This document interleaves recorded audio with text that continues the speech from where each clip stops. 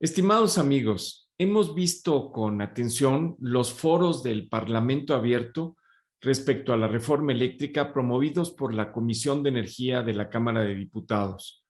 Ya se han realizado más de 20 foros con participación de muchos especialistas, políticos, empresarios, consultores y académicos. El formato de estos foros nos parece que son muy limitados. No se ha permitido a los participantes que desarrollen en forma adecuada sus ponencias. El tiempo otorgado a cada participante es muy corto y en muchas ocasiones el debate de ideas simplemente no se lleva a cabo a plenitud.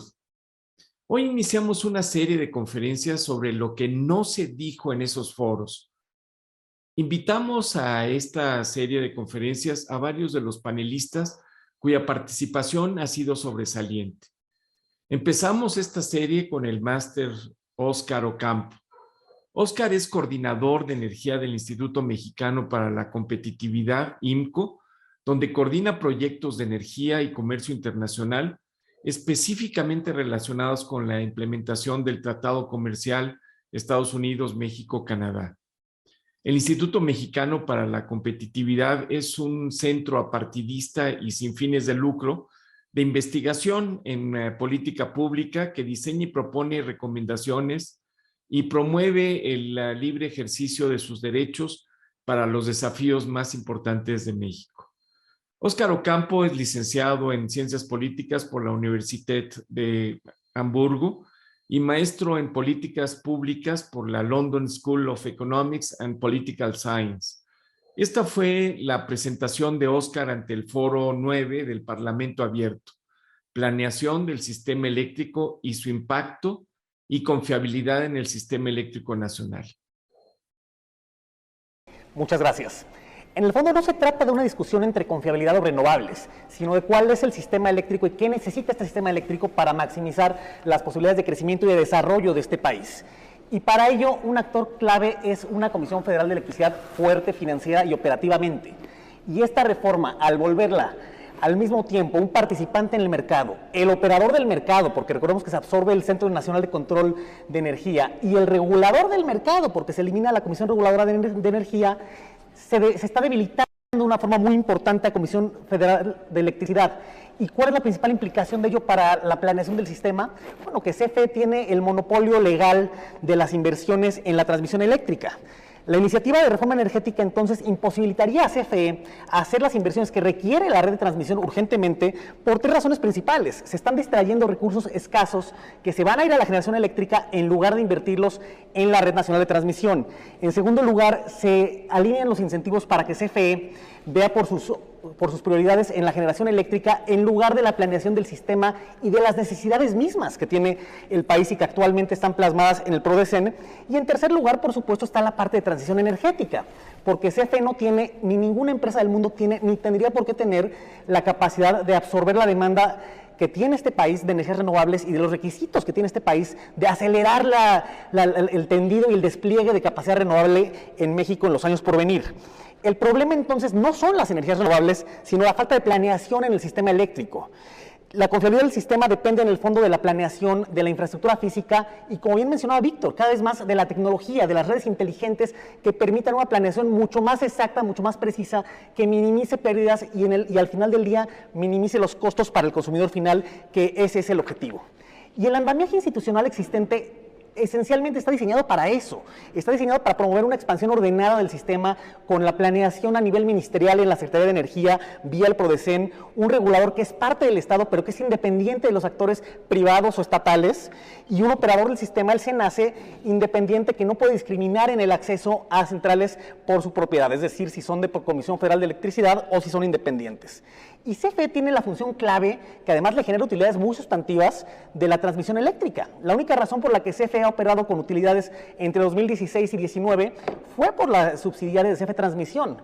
Y 2020 perdió recursos únicamente por la renegociación del contrato colectivo, no porque se le haya debilitado en su operación misma. Es decir, la transmisión eléctrica es la principal fuente de utilidades de CFE y por ello también está en su mejor interés de negocio seguir invirtiendo en la red de transmisión.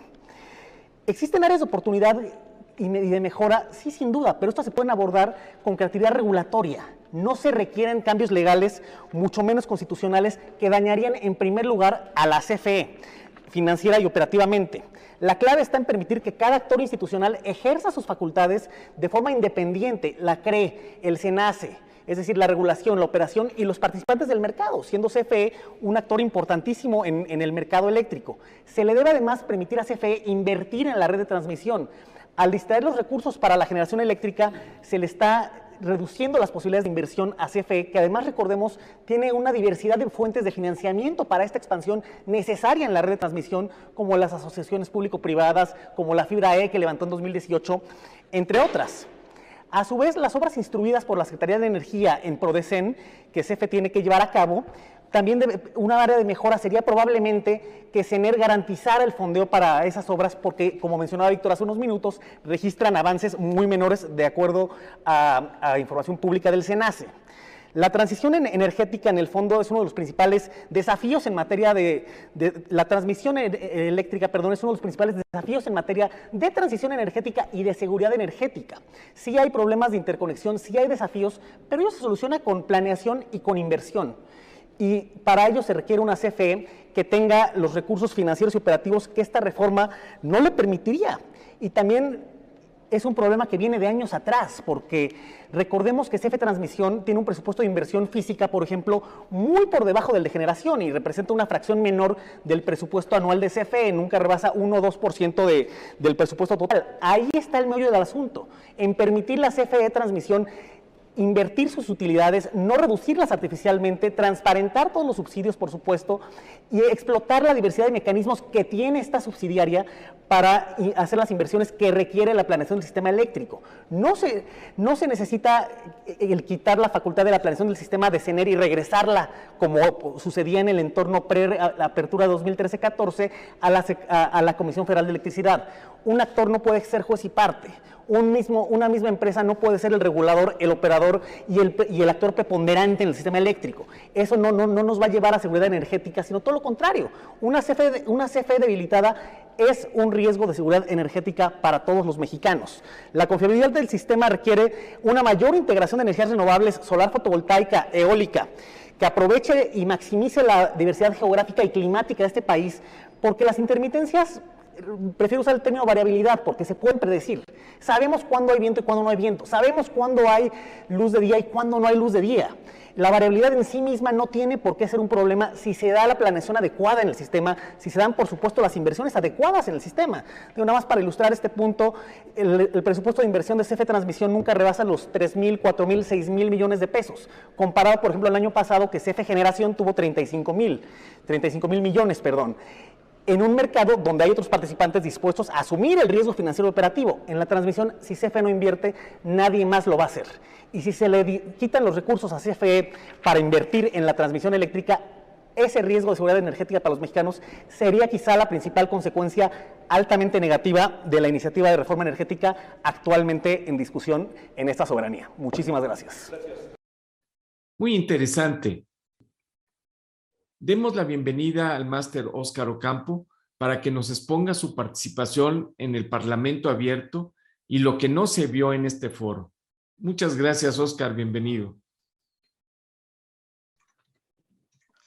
Jorge, muchísimas gracias. Siempre es una experiencia un poquito incómoda ver lo que uno dijo en una grabación, pero muchísimas gracias. Quisiera compartir con ustedes unas láminas que no voy a entrar en mucho detalle en la descripción de la reforma, porque creo que a estas alturas todo el mundo la conocemos y la hemos estudiado bastante en este grupo, pero vamos a meterme un poco más quizá en los detalles que no se pudieron abordar probablemente por cuestiones de tiempo en el Parlamento Abierto. O sea, en el fondo el mensaje era, y creo que tiene que ser, el argumento de que una CFE fuerte en el fondo es el principal aliado para la seguridad energética, que ha sido la prioridad de esta administración, ¿no? Y en ese sentido cabe preguntarse cuál es la mejor receta para tener una CFE fuerte, ¿no? Y la iniciativa que tenemos ahorita en la Cámara de Diputados, que está en el Parlamento Abierto, no es el camino para permitir la Comisión Federal de Electricidad ser exitosa, ¿no? Muy brevemente, ¿no? La reforma, recordemos los 5 cambios que centrales quizá que contempla la reforma, el 54% de generación para Comisión Federal de Electricidad en detrimento, por supuesto, de los privados, revertir la separación horizontal y vertical de CFE, que ahí está quizá uno de los principales problemas de esta reforma, ¿no? En el momento, CFE actualmente argumenta que pierde porque está fragmentada, ¿no? Y dicen, ¿cuál empresa fragmentada ha sido exitosa? Pues la teoría básica de organización industrial diría que virtualmente todas las empresas exitosas operan a través de subsidiarias, a través de filiales, pero bueno, esa es otra conversación, ¿no? Pero, ¿por qué es tan importante la separación horizontal y vertical de CFE? ¿Y por qué ese fue probablemente uno de los cambios más revolucionarios de la reforma de 2013? Separarla en los eslabones de la cadena de valor de la energía eléctrica, la generación, la transmisión, la distribución, la comercialización, separar obviamente las generadoras, ¿no? En las 6 subsidiarias de generación, con canastas más o menos similares en temas de tipo de tecnologías, de ubicación geográfica y de megawatts instalados, ¿no? Y también la parte de las filiales, la parte de permitir la Comisión Federal de Electricidad utilizar este vehículo de las filiales, ¿no? Que la diferencia central entre una subsidiaria y una filial es que la subsidiaria opera bajo el régimen especial que tiene CFE al amparo de la Ley de Comisión Federal de Electricidad, muy similar al que tiene Pemex, ¿no? En la Ley de Petróleos Mexicanos. Las filiales operan bajo derecho privado. ¿Y cuál era la motivación de esto? Bueno, permitir a la CFE meterse a negocios que no les son centrales necesariamente para su operación, pero que pueden ser altamente lucrativos, ¿no? Como ha sido el caso. O sea, esa es una reflexión interesante porque ahora que se está usando la figura de las empresas filiales, tanto en Petróleos Mexicanos como en Comisión Federal de Electricidad, para un poco eludir las obligaciones de transparencia y hacer cosas o hacer actividades que no eran el objeto de las empresas, por ejemplo, que CFE Energía, que es un comercializador de combustibles, que esté construyendo centrales eléctricas, bueno, ese no era el objeto necesariamente de esa filial, pero es un buen caso de estudio, el éxito que tuvo CFE con sus filiales. Pensemos en CFE Energía y su contraparte CFE Internacional, ¿no? En Estados Unidos. Los últimos datos públicos que hay, que son 2017 y 2018, traen utilidades acumuladas en esos 2 años de 7,000 millones de pesos. Hola, ¿cómo andas? Bien, ¿y tú? Bien, bien. Les pido si pueden cerrar sus micrófonos.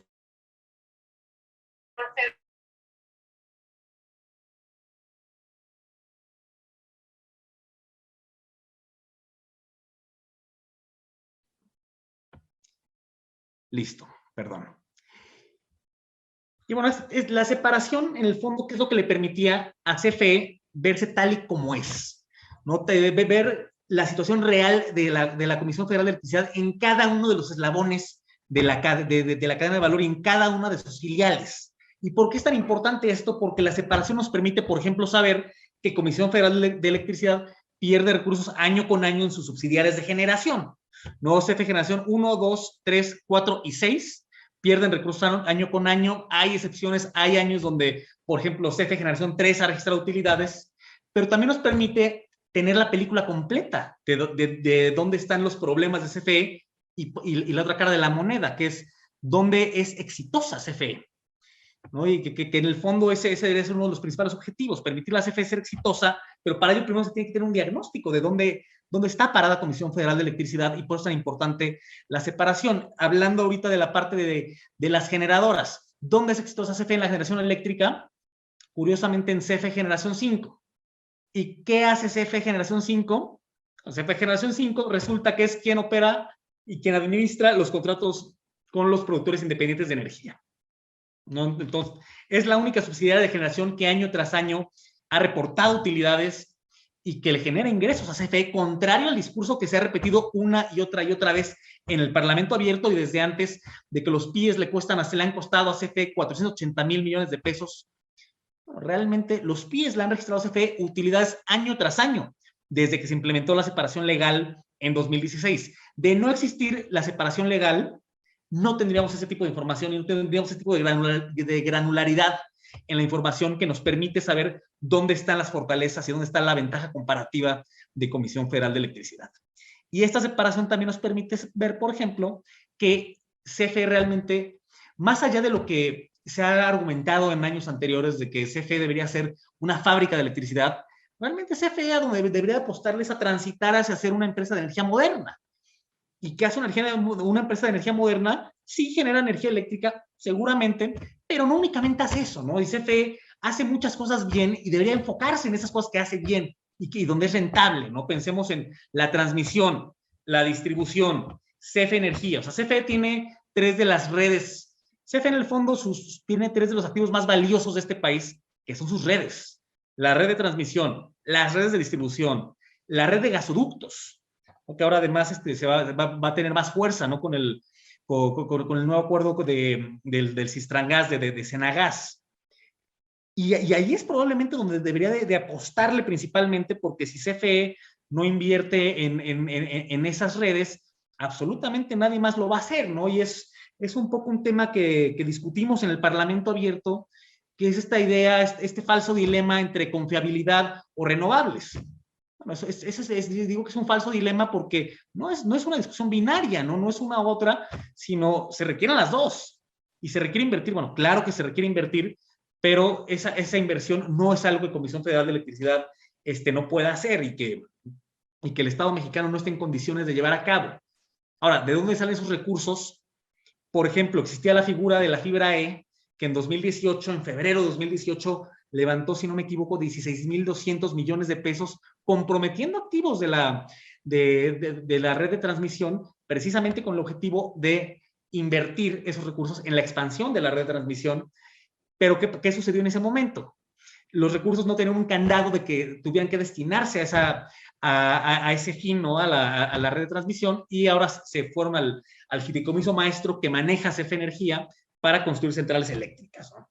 Y ahí hay un costo de oportunidad bien grande, que es algo que no haría sino acentuarse en caso de aprobarse la reforma, porque CFE pasaría a invertir recursos escasos en construir centrales eléctricas, naturalmente donde hay más participantes dispuestos a asumir el riesgo financiero, a asumir el riesgo operativo de esas centrales, en detrimento de las inversiones en la red de transmisión, que, insisto, el presupuesto de transmisión es muy bajo, ha sido históricamente muy bajo, no es algo que se le pueda achacar a esta administración, es algo que viene de administraciones anteriores, pero 3, 4, 6 mil, 7 mil millones de pesos de presupuesto de inversión para la red de transmisión no alcanza, o sea, no alcanza para la magnitud del reto que sí existe en la parte de energías renovables, en la parte de planeación del sistema. O sea, no es posible que el famoso apagón del 28 de diciembre te haya dejado a una tercera, una cuarta parte del país sin energía eléctrica. Eso habla de la saturación y habla de la falta de planeación en la red.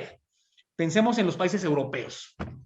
Alemania. Bueno, Alemania de aquí a 2030 va a invertir más o menos 40,000 millones de euros en expandir su red de transmisión, en construir autopistas eléctricas para traer, por ejemplo, la energía eólica del norte, del este, bajarla hacia Bavaria, bajarla hacia los estados de Baden-Württemberg, es decir, traer toda esa energía de una forma con tecnología de punta, además, ¿no? También apostando a las redes subterráneas que te minimicen las pérdidas.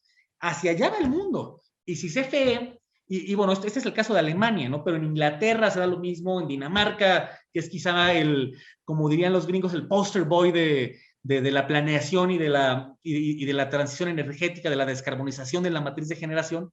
Hacia allá van todos, ¿no? Y pensemos también en los sistemas estadounidenses, ¿no? Los sistemas estadounidenses también. Sí se puede decir, oye, es que Texas. Bueno, la diferencia es que Texas no, es un sistema aislado, ¿no? Texas no está interconectado, y eso explica buena parte de los problemas que tuvo con las heladas de febrero del año pasado. O sea, otra vez, no es en sí mismo un problema de las energías renovables. Y todo esto, por ello digo que es un falso dilema pensar en que es confiabilidad de energías renovables. Bueno, requerimos las dos, y requerimos las dos urgentemente.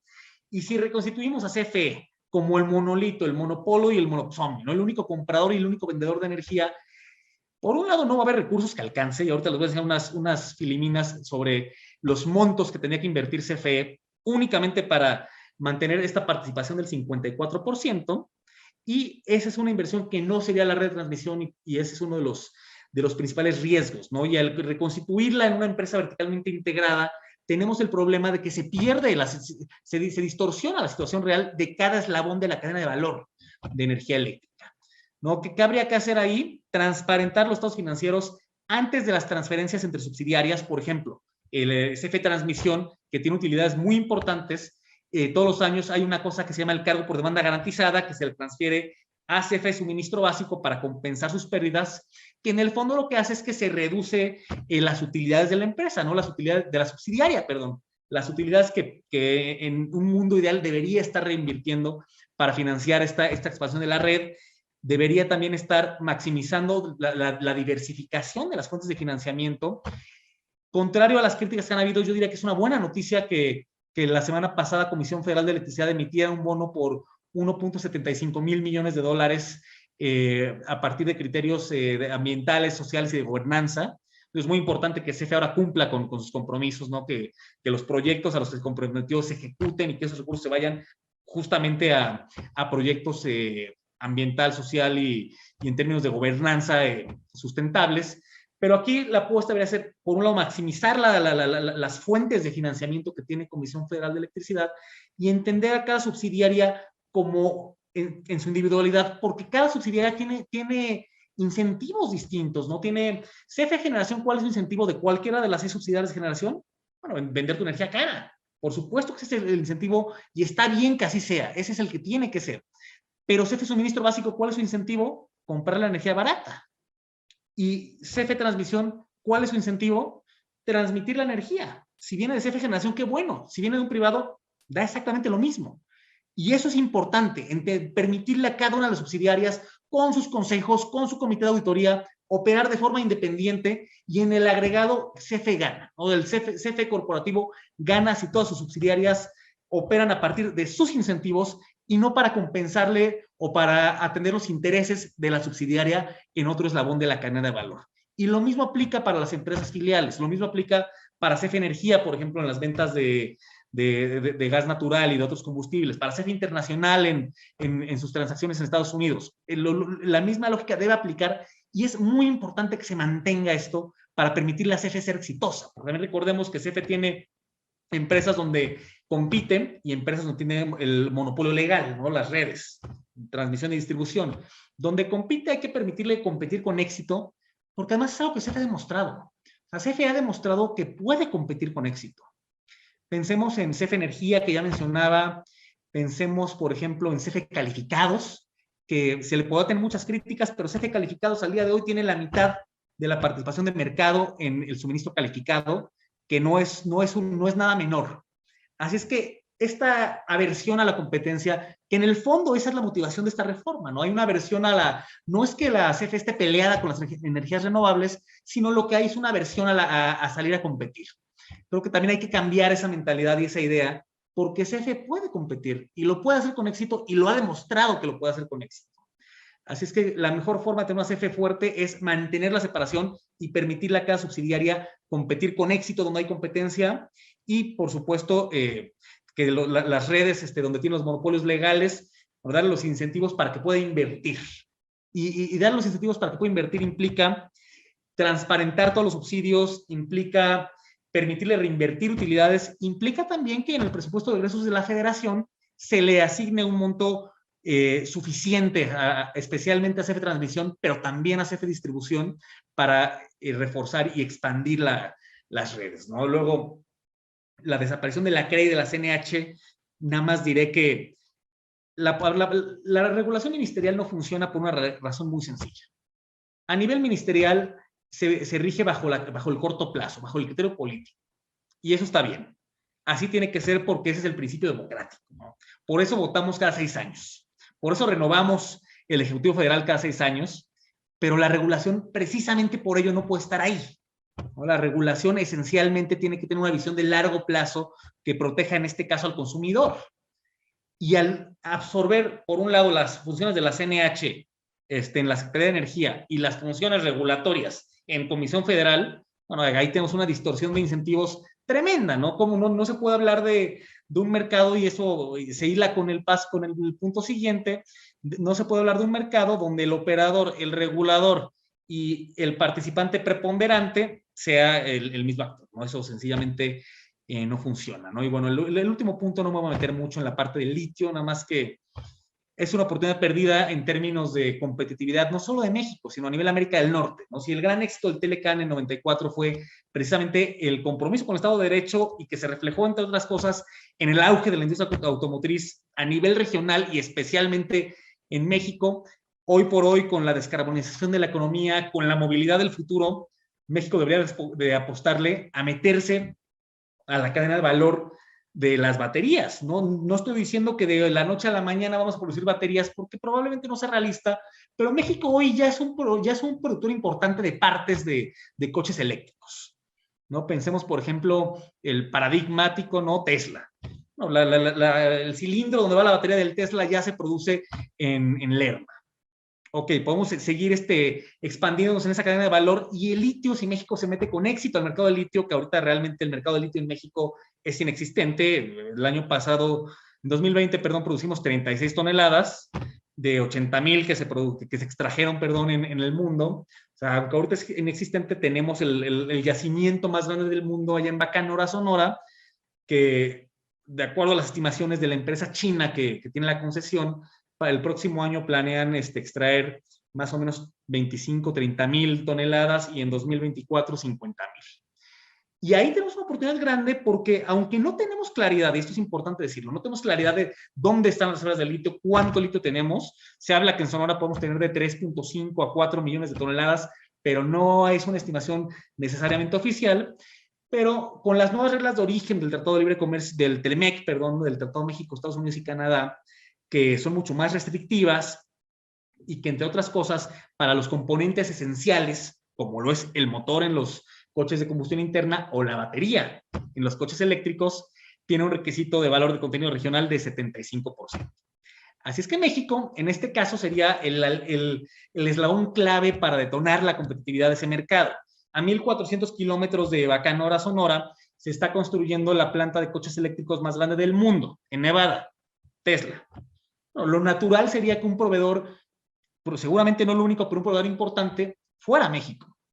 Y en el momento que se cierra el mercado, que se le delimita a un solo actor, en este caso el Estado mexicano, a explotar el litio, bueno, realmente lo que estamos haciendo en el fondo es reducir las posibilidades de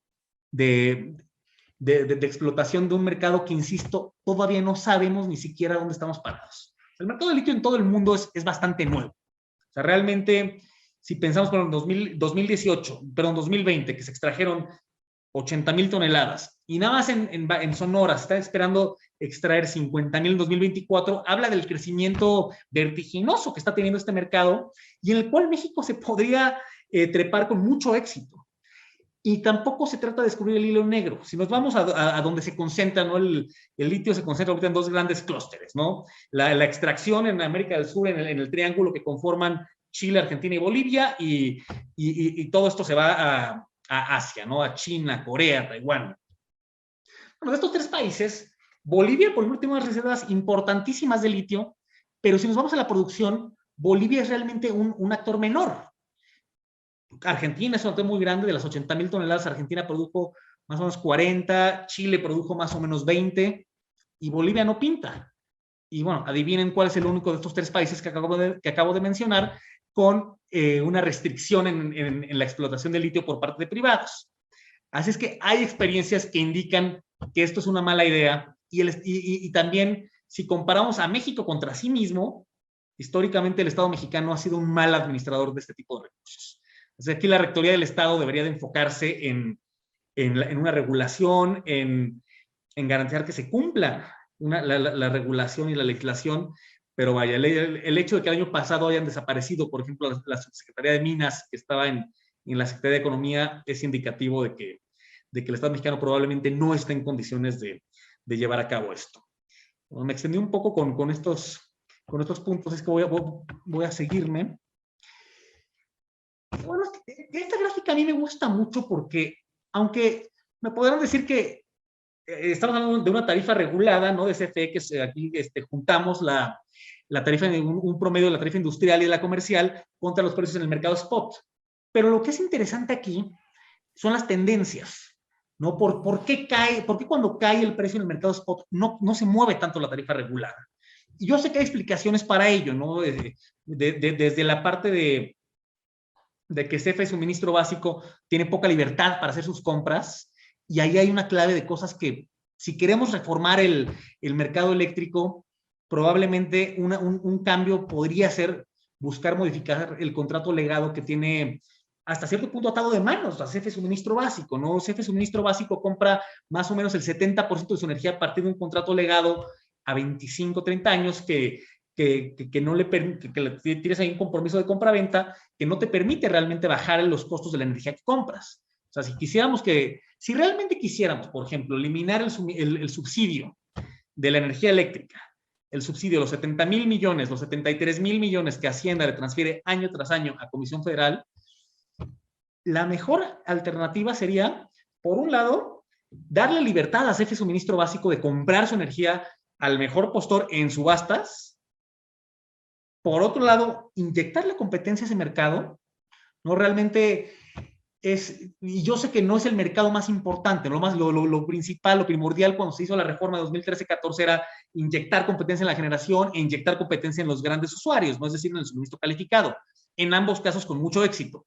Pero en un segundo orden de importancia, sí podría beneficiar al consumidor el inyectar competencia en el suministro básico. O sea, por un lado, permitir la CFE, suministro básico, mayor libertad, mayores márgenes de libertad para comprar su energía, y por otro lado, permitir que exista la competencia real en el suministro básico. Recordemos que por año hubieron 4 permisos otorgados, entre ellos uno a suministro básico del centro, le hace el ESME, que si uno iba hasta hace no tanto por la calle de Juárez, por Avenida Juárez, esquina con Valderas, en el centro histórico de la Ciudad de México, veía ahí un edificio, que un dato curioso, esa fue la sede original de Comisión Federal, veía ahí en el edificio suministro básico del centro.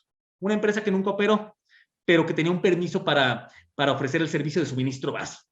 Así es que mayores márgenes de libertad, mayor competencia en el suministro básico, y bueno, siempre hay una parte en la tarifa regulada de los ajustes, ¿no? Hay una parte de economía política que también no permite quizá los cambios, las fluctuaciones tan abruptas en las tarifas, pero igual es indicativo porque si el argumento actual es decir, oye, la reforma fracasó porque la tarifa en el suministro básico no bajó o las tarifas eléctricas no bajaron, es una verdad a medias, porque sí bajaron. O sea, los precios en el MEM reflejan que sí hubo un decrecimiento en las tarifas y también, y esta es una inferencia muy sencilla, si no hubieran bajado los precios, si el suministro calificado no ofreciera mejores precios, ninguna empresa hubiera saltado de la tarifa regulada al mercado de calificados. Ese es quizá el principal indicio del éxito que sí tuvo esta reforma en reducir los precios. Y bueno, esta lámina ha circulado mucho que CFE insiste que no son los datos reales, pero bueno, son los datos que nos da la Comisión Reguladora de Energía, así es que es lo mejor que tenemos y bueno, cualquier cosa hay que reclamar con el regulador. Pero, y usamos aquí los datos de 2020 porque para 2021 a la fecha no se han subido los costos de generación para diciembre de 2021, así es que no tenemos el dato anual, pero si nos vamos a los costos de 2020, realmente esto en sí mismo debería desestimar la iniciativa de reforma, ¿no? Pelearse con la energía más barata y más limpia, que son en este caso las subastas de largo plazo. Y aquí tenemos 401 pesos por megawatt hora, pero realmente 2021 ya es más bajo. O sea, realmente ya estamos por debajo de los 400 pesos. Y aquí tenemos el promedio de CFE, 1,413 pesos, pero este es un promedio conservador si tomamos en cuenta las centrales que no se despachan de CFE, que son las termoeléctricas más costosas que están por encima de los 2,000 pesos el megawatt hora. Así es que, por un lado, la fotografía real de cómo se vería en caso de aprobarse esta reforma, habría que incluir todas las centrales que actualmente no se están despachando de CFE, lo cual subiría este promedio significativamente, y el decrecimiento en los costos de generación de las energías renovables, eólicas, solares, que se instalaron a partir de las subastas de largo plazo. Pero independientemente de estas consideraciones, no deja de ser muy revelador el cambio. O sea, las energías limpias de las subastas tienen hasta 72% menores costos que el promedio que tiene Comisión Federal de Electricidad. Y también otro argumento que se ha dicho es, bueno, las energías renovables no son tan baratas. Miren ustedes el pie de energías eólicas que tiene CFE.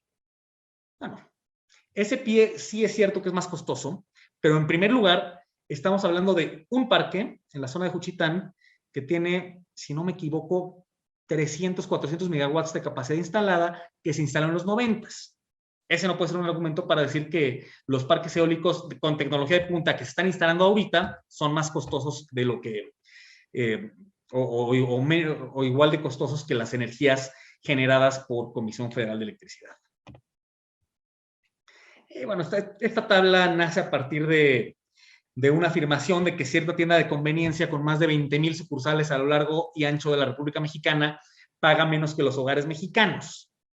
La realidad es que el 97% del consumo eléctrico, y esto ustedes lo saben bien, está subsidiado por las transferencias que realiza año con año Hacienda. Y eso da para una buena reflexión, porque el año pasado, para septiembre, Hacienda asignó 70,000 millones de pesos para compensar pérdidas por subsidio. Para septiembre ese monto ya se había agotado. O sea, para septiembre, al cierre del tercer trimestre de 2021, ya se había agotado los recursos destinados para compensar pérdidas por subsidio, y eso habla de lo insostenible que sería, en caso de aprobarse esta reforma, la cantidad de subsidios que habría que hacer para no elevar las tarifas, como recordemos es la promesa presidencial, ¿no? No elevar las tarifas del suministro básico por encima de la inflación. Aquí sí es binario, aquí sí hay un dilema. Es o mayores tarifas o mayores subsidios. Y si el subsidio actual, el año pasado, ya no alcanzó, imaginémonos cuánto tendría que ascender el subsidio en 2023, 24, 25 en caso de aprobarse esta reforma. Evidentemente es insostenible para las finanzas públicas y para la propia CFE. Que al final del día el subsidio, estoy de acuerdo, es una política pública correcta y Hacienda sí tendría que, o sea, si pensamos en cuál es la solución al subsidio, aquí hay de dos sopas otra vez. Es o Hacienda garantiza los recursos para Comisión Federal, porque aquí hay un tema bien importante que sí es cierto. Comisión Federal de Electricidad no hace política pública. O sea, desde la reforma eléctrica de 2013, Comisión Federal dejó de hacer política pública. La política pública se hace en la Secretaría de Hacienda y en la Secretaría de Energía. El subsidio es una política pública. Entonces, CFE no tendría por qué dar subsidios. Y si desde el gobierno federal, desde Hacienda, se le mandata otorgar subsidios, Hacienda sí debería tener la obligación de compensarle todos estos subsidios. Eso es bien importante. O la otra opción, darle mayores márgenes de libertad para comprar la energía verdaderamente más barata, y en ese caso, ahora sí, prescindir del subsidio en un mediano plazo. No pensemos en un escenario conservador. Si siguiéramos las rondas como venían entre 2015 y 2017, quizá en un lapso de una década se podría pensar inclusive de eliminar en su totalidad el subsidio. Pero lo cierto es que el subsidio no debería representar en ninguno de los dos casos una carga financiera para CFE, porque CFE, insisto, no hace política pública. CFE debe operar a partir de su mandato establecido en el artículo 4 de la ley de CFE, que es generar valor económico y rentabilidad para el Estado mexicano como su propietario. Esa debe ser la misión de Comisión Federal de Electricidad. Pero bueno, dicho todo esto, si uno ve las tarifas bajo las cuales, o las tarifas que pagamos, porque me incluyo, que pagamos los bajos consumidores de energía, realmente pagamos significativamente menos que las tiendas de conveniencia, o que los autoservicios, o que la industria.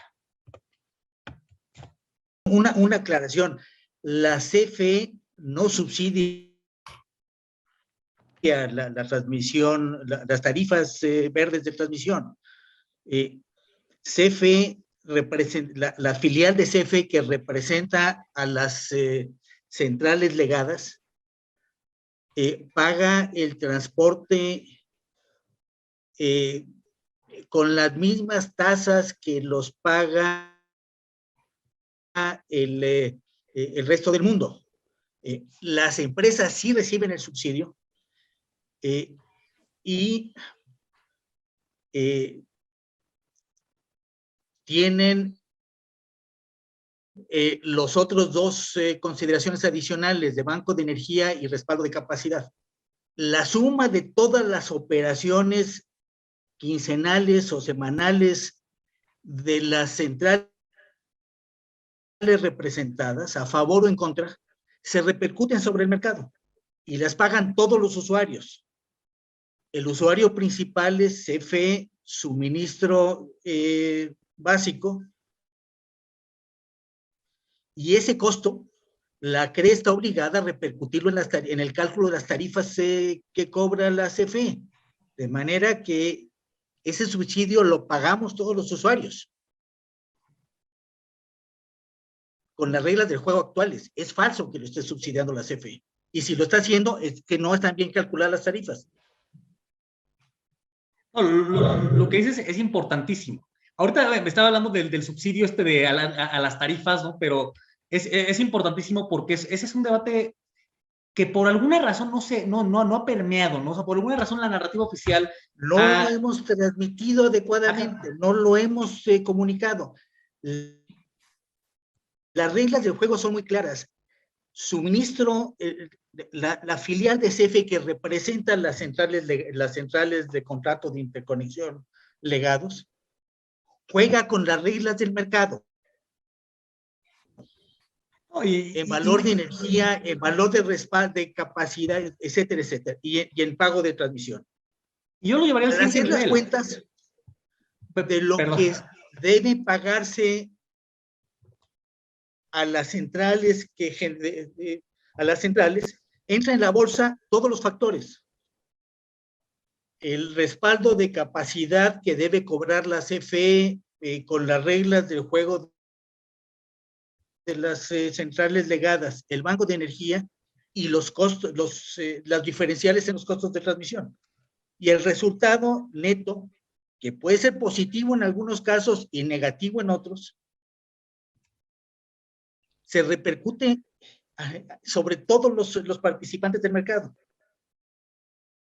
Y como CFE es el principal participante del mercado con suministro básico, CFE sí absorbe una parte del impacto, el 80 y tantos % del impacto de este diferencial, insisto, puede ser positivo o negativo.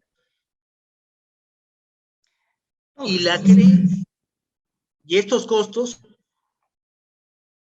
que tiene esta filial, que transmite o que absorbe, los tiene que reconocer la CRE cuando calcula las tarifas de la Comisión Federal de Electricidad, para que lo absorbamos todos los usuarios. Ese es lo que está establecido en el marco regulatorio y el marco legal del esquema de transición, de los transitorios de la ley de la industria eléctrica y las reglas de mercado, el manual de reglas de mercado. Sí, muy importante. Es un gran mito el que la CFE es la que debe repercutir, la que está absorbiendo estos subsidios. Si lo hacen, es porque no han hecho la tarea CFE de identificarle al regulador el impacto de estos diferenciales de costo, el conjunto de las reglas con que operan los contratos legados, transporte, cuota de transporte verde, banco de energía y respaldo y respaldo de capacidad. Y por cierto, la mitad de las centrales, en términos de capacidad y un porcentaje más alto en términos de generación, son centrales que son térmicas, las legadas, y pagan la tarifa a la antigüita. Esto es, Electron paga la tarifa de transmisión como si realmente viajara físicamente del punto de generación al punto de entrega, que no lo hace. Y como en la gran mayoría de los casos, la central que está contratada, que está generando para el conjunto de usuarios, está lejos, paga un transporte normalmente significativamente más alto que la tarifa de transporte vigente hoy en día de estampilla postal.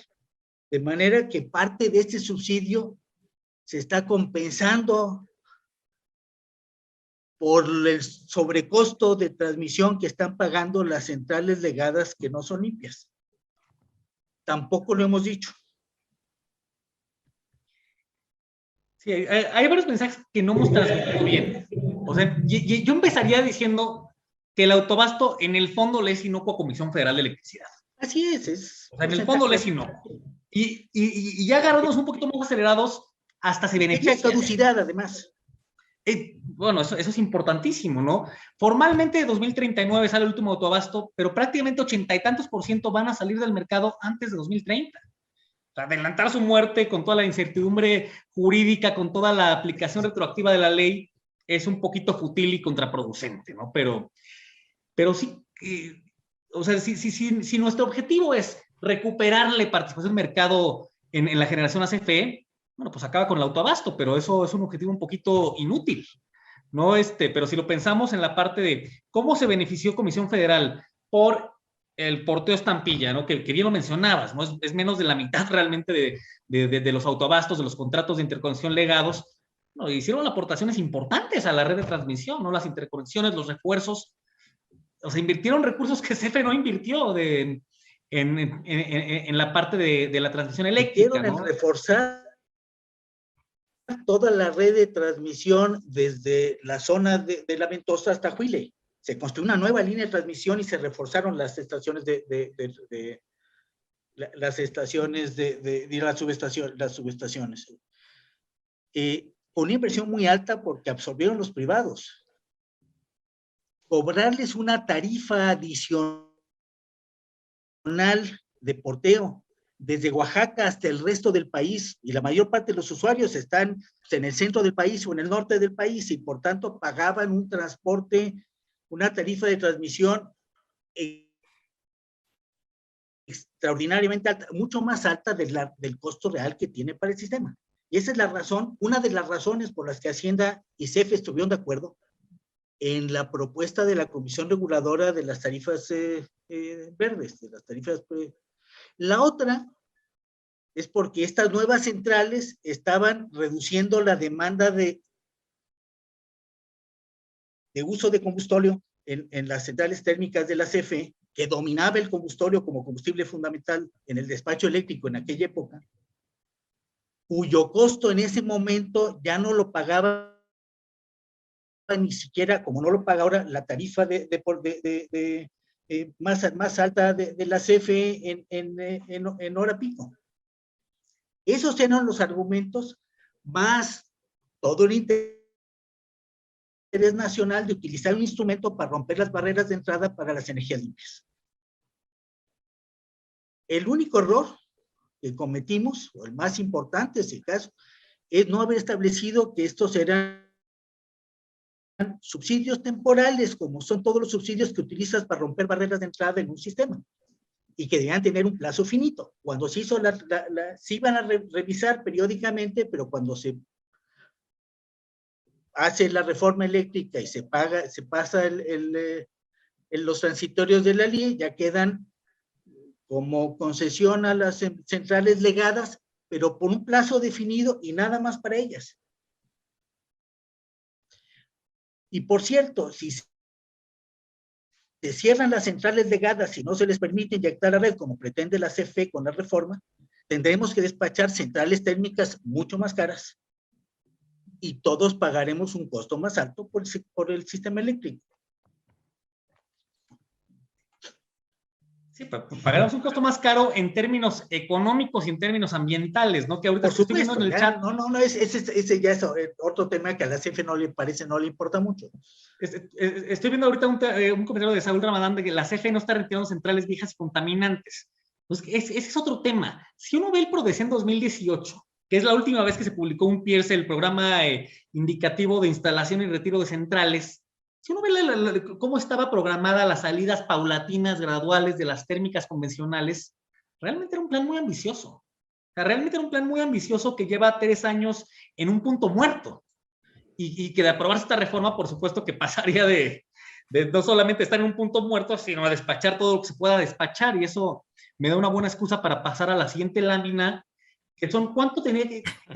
Son escenarios que construimos en el INCO, conservadores. Construimos algunos escenarios de cuánto le costaría a CFE, únicamente a CFE, y sin contar costos de oportunidad con supuestos un tanto conservadores en términos de costos adicionales de generación, en términos de inversión física que hay que hacer para construir más centrales y en términos de, obviamente, de operación y mantenimiento de estas centrales, pues estamos hablando de que conservadoramente en 2022, de aprobarse hoy, le costaría 76,000 millones de pesos. 53 el año siguiente, 59, 70, 80, únicamente para mantener el ritmo de la demanda que Prodecen trae más o menos 3%. Y otra vez, esto es conservador porque no está considerando los picos de la demanda, ¿no? La demanda máxima cuando tienes que despachar todo lo que puedes despachar. Pero en un escenario conservador le costaría más o menos 512,000 millones de pesos adicionales a Comisión Federal de Electricidad entre 2022 y 2028 únicamente. Esto es más o menos el presupuesto total de un año de CFE, ¿no? CFE para 2022 trae más o menos 400 y tantos mil millones de pesos de presupuesto total. Así es que nada más para dimensionar un poco el costo, el impacto tremendo que tendría para las finanzas de CFE, y una CFE debilitada financieramente es un riesgo de finanzas públicas para toda la economía mexicana. Este es otro escenario un tanto distinto, pero que los números no cambian tanto. Aquí estamos hablando de 406,000 millones de pesos que tendría que invertir Comisión Federal de Electricidad. Y bueno, esta lámina yo creo que va a ser por todos conocida. La parte ambiental, que como bien decía Paco Barnés ahorita, no es necesariamente la prioridad en esta discusión, pero esto es de Prodecen 2021, donde la Secretaría de Energía ya admite que no se va a alcanzar la meta de el 35% de energías limpias para 2024. Y con eso, hasta aquí voy a dejar mi presentación. Muchísimas gracias, Jorge, y muchísimas gracias a todo el clúster de energía. Y ahora sí, pues, por favor, todas las preguntas que hayan son más que bienvenidas. Este es de nuestro amigo Palemón, del Tecnológico Monterrey. ¿Cuál sería la estructura ideal de un área de planeación de la CFE? ¿Qué pasaría si se impulsa la energía distribuida? Muchas gracias, Palemón. No, ahí sí, yo diría que la planeación del sistema es correcto que estén en la Secretaría de Energía. O sea, yo creo que regresar al antiguo, lo que era el POICE, la planeación que se hacía previamente en CFE no es adecuado. Creo que lo correcto es el esquema de Prodecen. Yo creo que es correcto que es la planeación del sistema se hace ahí. La planeación de centrales es indicativo. Hay una vinculación en las obras instruidas, ¿no? En la transmisión y distribución. Quizá agregaría una cosa ahí, el único cambio que sí habría que hacer es que las obras vinculantes que hace la Secretaría de Energía, perdón, las obras instruidas, mandatadas, que le hace CENER a CFE vía Prodecen, quizá no necesariamente voy a regresar un poquito, no necesariamente el plan de negocios de CFE coincide o tendría por qué coincidir con el Prodecen. Y en ese caso, quizás sí en el presupuesto de egresos de la Federación, debería garantizársele a Comisión Federal de Electricidad que los recursos necesarios para llevar a cabo las obras instruidas en Prodecen que no formen parte de su plan de negocios. Ese sí es un cambio que me parece relevante, porque si uno ahorita ve los avances, de acuerdo con datos públicos del SENACE de las obras instruidas, todas tienen avances muy menores. Las obras que se instruyeron en Prodecen 2017-18 traen avances de 5, 6, 10%. Ahí eso es indicativo de que algo no está funcionando ahí. Y creo que va por ese lado, va por la parte de que CFE tiene que tener la garantía de los recursos. Si se le va a instruir una obra, una línea, y bueno, al ejemplo más paradigmático probablemente, que es la línea de transmisión de Juchitán a Yautepec, Morelos, probablemente sí habría que permitir la CFE contar con los recursos para llevar a cabo esa obra. Ese sí será un cambio que le haría a la planeación del sistema como funciona al día de hoy. Muchas gracias, Oscar. Una pregunta interesante. Brad Hamilton dice desde Boston, un saludo a todos. Oscar, me gustó muchísimo tu participación en el foro. ¿Tú crees que se acepte la reforma eléctrica? No podemos adelantar vísperas. Lo que podemos decir ahorita es que tiene todavía un camino largo en el Congreso. Si no me equivoco, a la coalición del presidente le faltan más o menos 53 diputados, que estamos hablando, dado que el PAN, el PRD y Movimiento Ciudadano han sido muy tajantes en su negativa, estamos hablando que tenía que venir del PRI, y el PRI tiene 70 y tantos diputados, así es que con que 16 diputados del PRI no vayan con la reforma no tiene los números para aprobarse. Todavía diría que tiene un camino todavía complicado en la Cámara de Diputados. De aprobarse en diputados, tendría igual un camino complicado en el Senado de la República. Jacinto Jules dice, pregunta Oscar, ¿cuánto se requiere que CFE invierta en transmisión y generación para ofrecer suficiente electricidad? ¿Puede CFE con su presupuesto lograrlo? La respuesta es: con el presupuesto actual, no. Se requiere destinar más recursos a transmisión y distribución. Y ese era el espíritu original de la fibra E, ¿no? Permitir a la CFE diversificar sus fuentes de financiamiento.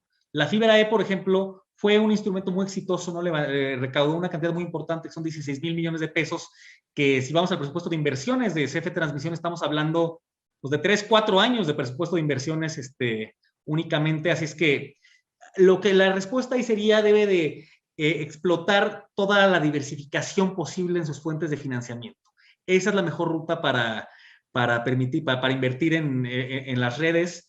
Deberían transparentar todas las transferencias entre subsidiarias y permitirle a CFE Transmisión reinvertir sus utilidades, ¿no? Que CFE Transmisión tiene utilidades muy interesantes que no deberían de usarse para subsidiar las pérdidas en otras subsidiarias, ¿no? Como es el caso del suministro básico. Un estimado grueso es del orden de 2,000 a 3,000 millones de dólares por año. Y para el incremento de capacidad que requiere el país de acuerdo al PRODECEN, esto es el último PRODECEN que publicó la Secretaría de Energía de esta administración, nos dice que en los próximos 15 años en el país debemos invertir en un promedio de 2,000 megawatts por año de energías eólicas y solares, de 2,000 megawatts por año de energías de centrales de ciclo combinado, y 700 megawatts adicionales en centrales de cogeneración, hidráulicas, geotérmicas y turbogás. Redondeadas las cifras, pero son muy parecidas a esto. Las inversiones que se requieren para esto son 5,000 millones de dólares al año en generación y otros 2,500 a 3,000 en transmisión y distribución. Esto es el costo anual de lo que supuestamente nos iba a costar la refinería de Dos Bocas en una administración. Es el tamaño de la inversión que requiere el país para mantener el crecimiento esperado de la demanda eléctrica y de reforzar la red de transmisión y distribución. Y les recuerdo que en los 3 años que llevamos de administración, la CFE no ha agregado un megawatt adicional de capacidad prácticamente, y no los va a agregar en lo que queda de esta administración. Acaba de asignar, por asignación directa, los contratos de 5 centrales de ciclo combinado, después que le fallaron primero que no quiso hacer, después que no pudo hacer y después que no le salió, no le respondieron a la convocatoria del concurso internacional que convocó. Centrales que no van a estar disponibles para esta administración, sino para la administración siguiente. Y que los grandes proyectos que nos han presumido de energías limpias por parte de la CFE se limitan a 265, 85 megawatts de capacidad adicional en el sistema hidráulico del país por la repotenciación de las turbinas, y en 400 megawatts en una primera fase y otros 500 o 600 más en una planta solar en el estado de Sonora, en el punto del país donde las redes de transmisión están más congestionadas, donde hay un número alto de centrales solares ya en operación y plantas de ciclo combinado en operación, y no existe una red de transmisión que permita evacuar los excedentes, por lo cual el costo marginal de energía en esa región es la más barata de todo el país. Una CFE que odiaba las centrales solares porque eran inútiles, intermitentes, poco confiables, etcétera, va a invertir en una central. Por cierto, el monto anunciado de inversión en la central es 67% más alto que las inversiones de las centrales solares que fueron instaladas por el sector privado como resultado de la tercera subasta pública. Va a ser una central que cuesta 70% más cara, en un punto que no pueden evacuar los excedentes, y con un costo marginal de energía que es el más bajo del país. Esa inversión va a ser la menos rentable de todas las inversiones de CFE. De los 2,000 megawatts al año que tenemos, que es de acuerdo al plan de la propia Secretaría de Energía de este gobierno, 2,000 megawatts al año de plantas solares y eólicas que tenemos que poner para satisfacer la demanda del país y cumplir con nuestros compromisos y metas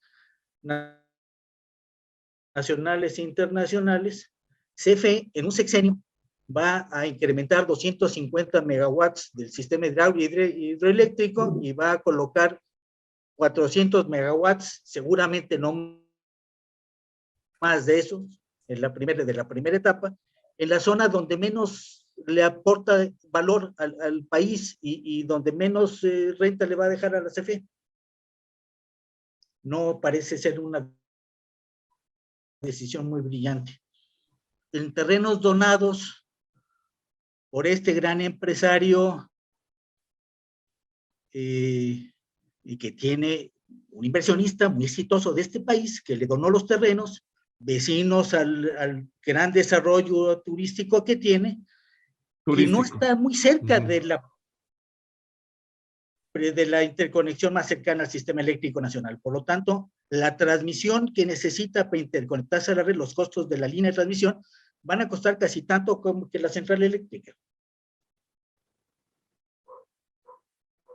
Para cumplir con un plan normal de expansión, no para tener una iniciativa agresiva para propiciar el desarrollo de las energías limpias, como hizo Texas, que invirtió el sistema eléctrico ERCOT que administra para el servicio público, invirtió en líneas de transmisión para llegar al Panhandle, en la zona de alta concentración de viento de Texas, donde no hay demanda en potencial enorme generación, y hoy en día Texas es uno de los estados de la Unión Americana que tiene mayor capacidad de energías limpias, renovables, intermitentes, solares, junto con una gran capacidad de plantas de ciclo combinado y varias todavía que están operando de carbón, de las viejas centrales de carbón.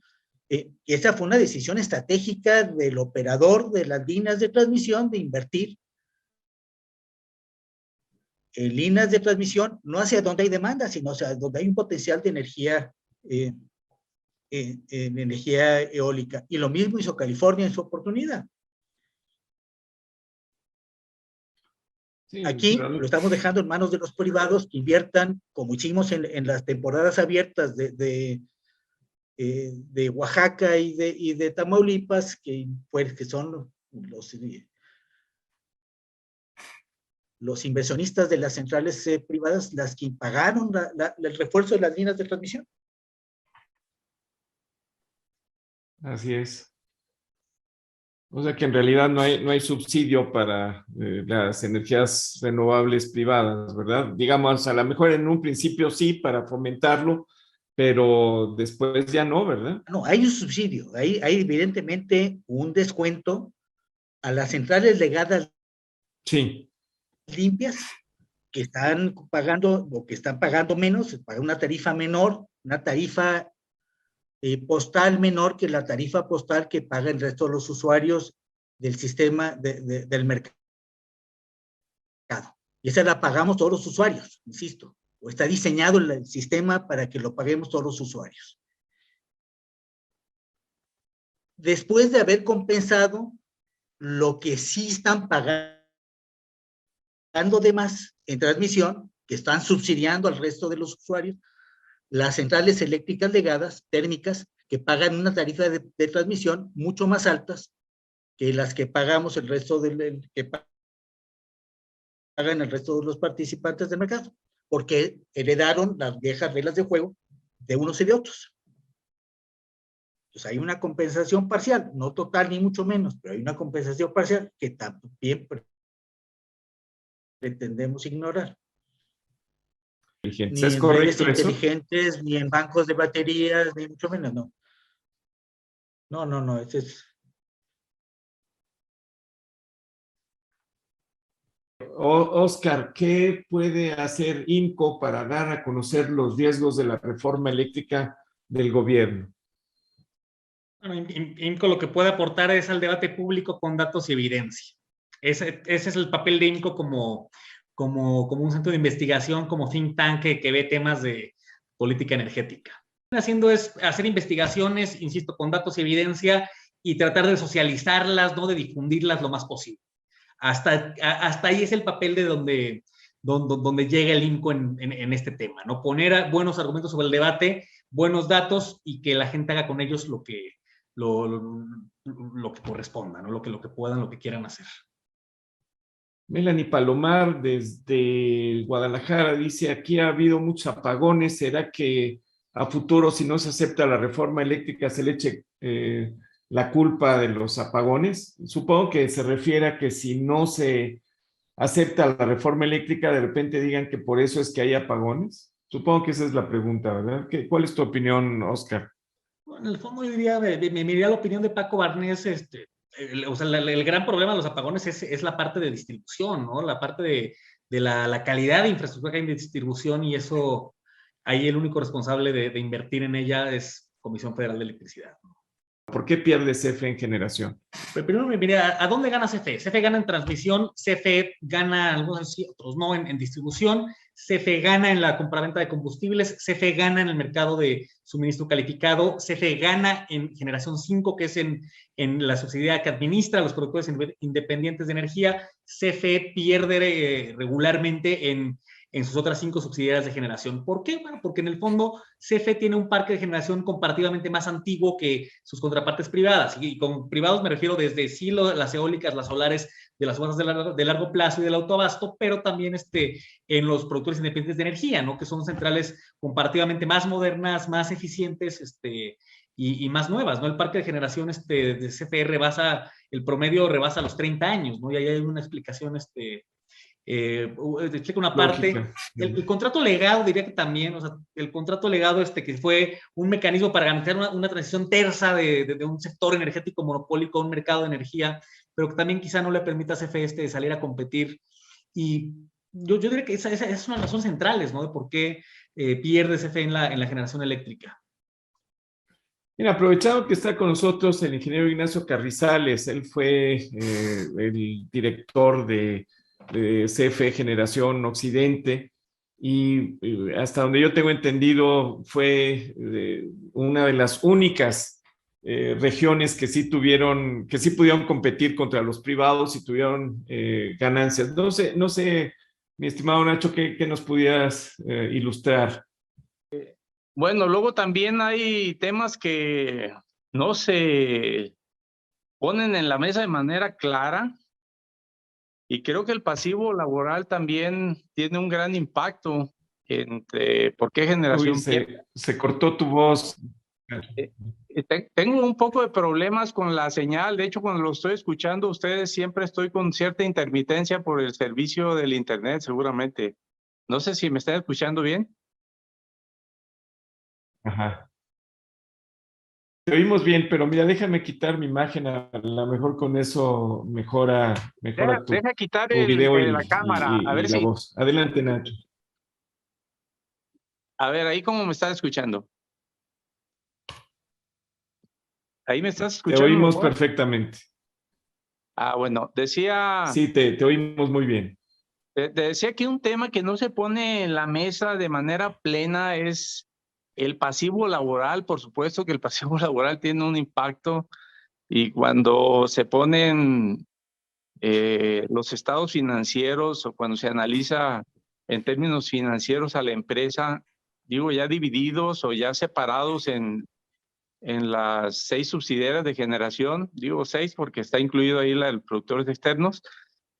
Es muy importante y puede uno darse la idea y se refleja de manera muy clara lo que tiene de impacto el pasivo laboral. Pero también, lo decía ahí un poco Oscar, o lo decía en el punto de vista que él estaba vertiendo el tema de los combustibles, donde dice que las filiales ganan. Y hoy en día también es muy importante decir que todo el proceso que debió haber sido transitorio para que en los legados, y está el tema de los combustibles, lo hiciera CFE Energía, después cada una de las subsidiarias pudiera estar haciendo las compras de manera directa y evitar que CFE Energía se llevara una ganancia, es decir, que eso no repercutiera en el resultado de cualquiera de las empresas de generación. Pues hoy en día lo sigue siendo CFE Energía y eso va en contra de cada una de las empresas de generación. Llámese combustóleo, llámese gas, llámese carbón o cualquiera de los combustibles, porque en algunos casos pues, se ha tenido que operar hasta con allá con las unidades en la península de Yucatán, que son ya de los productores externos, ¿no? Pero eso es muy importante. Y también no se dice, pero cuando tratan de englobar o se hacen cargo del corporativo hacia las subsidiarias, bueno, pues son losas o son costos que van y pegan a los estados financieros de cada una de las empresas. Entonces, realmente, aparte de lo que ya se ha expuesto, hay otras cosas como estas que no se dicen o que no se ponen en la mesa de manera clara, porque evidentemente lo que quieren tener es el control del mercado eléctrico. Eso es mi comentario de manera general. Ignacio, acabas de decir un punto importantísimo. O sea, la parte de los combustibles, cada subsidiaria debería tener la libertad de comprarla a quien mejor le pueda vender, sea CFE Energía o sea alguien más. Y además eso te da un buen punto de referencia, ¿no? Si CFE Generación 1 está gastando tanto en combustibles y CFE Generación 3 está gastando mucho más, te dices, ok, aquí hay algo que alguien está gastando de más, ¿no? O alguien está consiguiendo muy barato y eso te da, es un incentivo virtuoso de la competencia misma entre subsidiarias, ¿no? Y de la parte del pasivo laboral nada más agregaría que CFE operó contrario a lo que al discurso oficial, CFE operó con utilidades entre 2016 y 2019. Y la única razón por la que en 2020 perdió 80,000 millones de pesos fue por la renegociación del contrato colectivo de trabajo. 2020, con la economía mundial detenida por completo, colapsada por los precios de los combustibles, por los suelos, por la pandemia, CFE logró perder 80,000 millones únicamente por esa renegociación. Oscar, una cuestión, una pregunta. En realidad en 2020 bajaron más de 10%, me parece, el costo de los combustibles. ¿Cómo es posible que al final del día, yo entiendo que el costo de la renegociación del tratado, del contrato, ¿no? Con el SUTERM, pues fueron costos muy, muy altos para CFE, pero me daría la idea de que al momento de que hubo una menor demanda y el costo de los combustibles bajaron, pues que no debería de haber una pérdida tan grande como la que hubo, porque si ves la pérdida de CFE en 2019 contra la de 2020, la de 2020 fue mucho mayor que la de 2019. ¿Cómo se explica eso? En 2020 se explica por la renegociación del contrato colectivo. Fue el único cambio realmente importante. La demanda no cambió tantísimo. A pesar de la pandemia, la demanda, si uno ve los datos de consumo eléctrico en la CREO, en el SENACE, no es tanta la diferencia. Y si uno ve los estados financieros, por ejemplo, el único indicador, la única métrica que realmente se movió ahí es el costo de beneficios laborales. Perfecto, muchas gracias por tu respuesta. ¿Algún comentario sobre este punto? ¿Por qué perdió tanto dinero Comisión Federal de Electricidad? ¿Por la carga del contrato de SUTEM? ¿Qué más puede haber habido ahí, no? Digo, fue un año donde pues hubo algunos apagones, pero no sé. ¿Algún comentario que tuvieran por ahí? O pasamos a la siguiente pregunta. Mira, la siguiente pregunta es esta.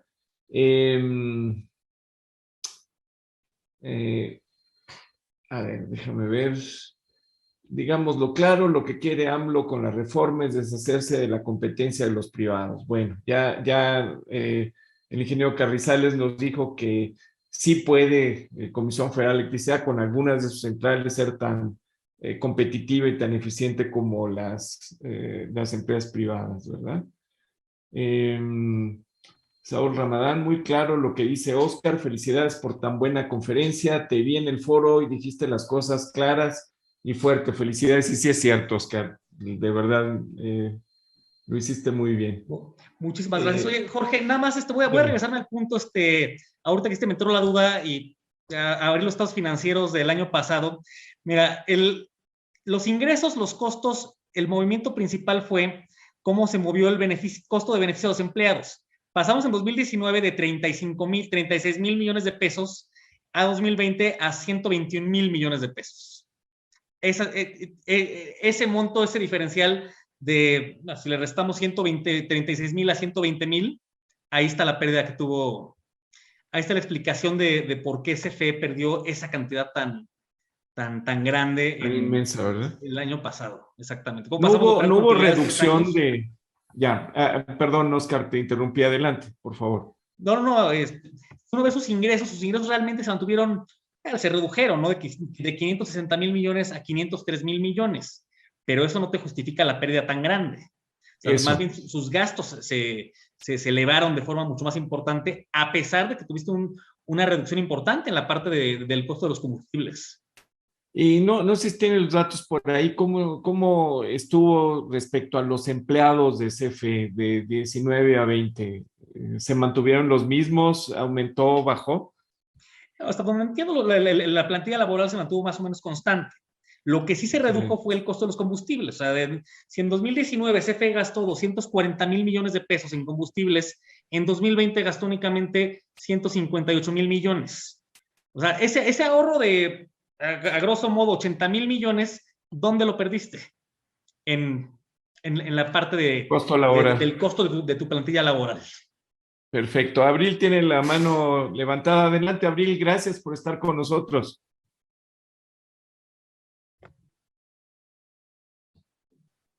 Adelante, Abril. Voy. ¿Me escucha? Te oímos muy bien. ¿Me escucha? Te oímos muy bien. Sí, perfecto. Gracias. Es que vengo manejando, ustedes disculpen. Yo lo que quiero preguntarles tanto a Oscar como a Paco, justamente es este tema laboral. Yo no sé si en el conocimiento, experiencia de otras empresas de Estado, ya sean petroleras o eléctricas o lo que sea, o sea, realmente, ¿cuál es la razón o el motivo que tengamos que triplicar, cuatriplicar el número de plantilla laboral en este país? ¿Es netamente política? O sea, ¿es solamente por tener sindicatos fuertes que apoyen a los gobiernos en el momento de las votaciones? ¿O por qué? Porque si me voy a un tema como Petróleos Mexicanos, pues en una refinería como Salina Cruz, mientras hay 3,000 trabajadores en la refinería, y si nos vamos a una en Houston, tiene 300 trabajadores, ¿no? O sea, la eficiencia es terriblemente diferente, más bien la ineficiencia de las plantas o de las centrales de los parques en México, derivado de justamente este exceso de capital humano. Incluso yo recuerdo cuando trabajaba yo en Pemex, que en algunas de las refinerías, no me acuerdo si era Tula o Salamanca, de verdad es que la gente, había una que tenía muy poca gente y la otra estaba saturada, no tenía ni siquiera tenían realmente un trabajo que hacer muchos de los trabajadores. Y en ese momento, bueno, cuando yo preguntaba por qué era esto, bueno, pues era un tema sindical, porque por cómo estaban conformados los grupos sindicales, no se podían pasar al otro porque entonces ibas a fortalecer más a la otra persona, o sea, al otro líder sindical, y entonces para que tuvieran esta mediación y grupos similares, pues así se tenía que hacer. Pero bueno, esto es a nivel grupo sindical, pero las contrataciones, ¿por qué tenemos que tener tanto capital humano? ¿Es meramente político?